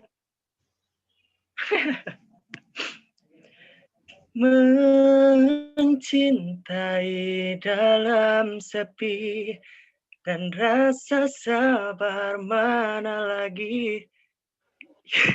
Nggak tahu lagi liriknya. Pen, kasih tahu Pen liriknya Pen. Nggak tahu Bapak, Vena baru tahu lagunya. Aku bapak tuh. Asep nu soleh mada sok Asep nanya solehnya apa lagu gerak. Teuninga Bapak. Gantangannya. Nih Satria udah punya suara, cuman kan katanya jago nyanyi juga ya. Jago banget. Gimana sih? Mencintaimu dalam sepi. Terus? Kalian suka pura-pura apaan lagu K-pop wae gitu. Rizda Pak, Raisa Pratiwi. Rizda nyanyi Riz. Atau kasih tahu liriknya nanti yang nyanyi Perdana. Itu dah Perdana. Satria. Apa di demo Bapak itu kita lihat dari tadi lagi nyanyi.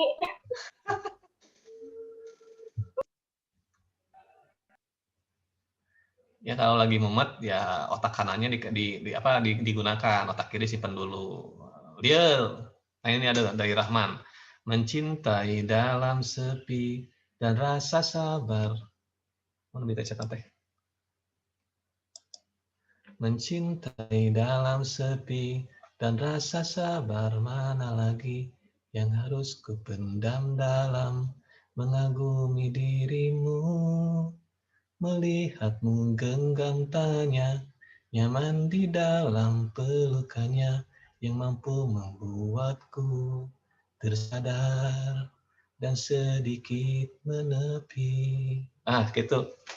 Satria, ayo, ayatah liriknya. Dua bait. Ya, Satria coba ya Pak. Ya. Satria juga baru tahu lagunya. Mencintai dalam sepi dan rasa sabar mana lagi yang harus ku pendam dalam mengagumi dirimu, melihatmu genggam tangannya, nyaman di dalam pelukannya yang mampu membuatku tersadar dan sedikit menepi. Itu Pak. Kirang langkung. Mantap. Saya mah suka ini aja, suka aransemen musiknya. Liriknya mah itu dunia Anda ya. Tapi saya ingat nih, dulu saya pernah mengalami lirik ini. Sehingga ada istilah putus sebelum jadian. Nah, dulu ada tuh istilahnya itu, putus sebelum jadian. Ya. Jadi sebelum pas mau nembak, ceweknya ngomong, aku tahu apa yang akan kamu katakan. Lebih baik jangan kau katakan, karena jawabannya adalah tidak.